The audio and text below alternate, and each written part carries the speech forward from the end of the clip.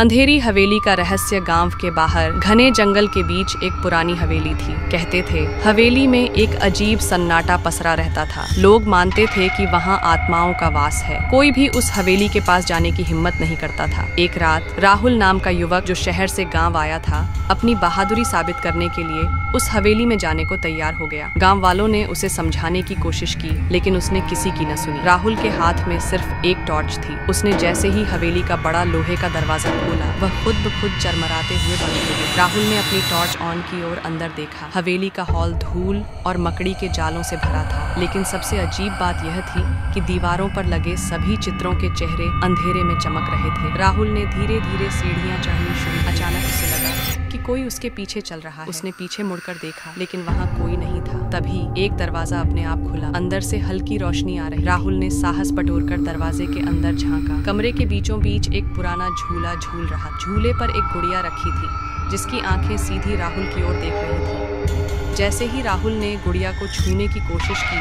झूले की गति अचानक तेज हो गई। राहुल!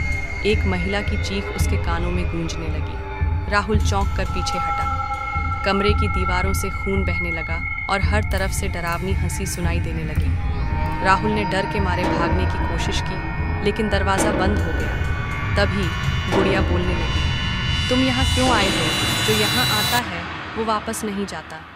राहुल ने अपनी पूरी ताकत लगाई और दरवाजा खोलने में कामयाब हो गया। वह सीढ़ियाँ उतरकर दरवाजे की ओर भागा, लेकिन जब वह बाहर निकला तो खुद को फिर से उसी कमरे में पाया। उसकी सांसें तेज हो रही थीं।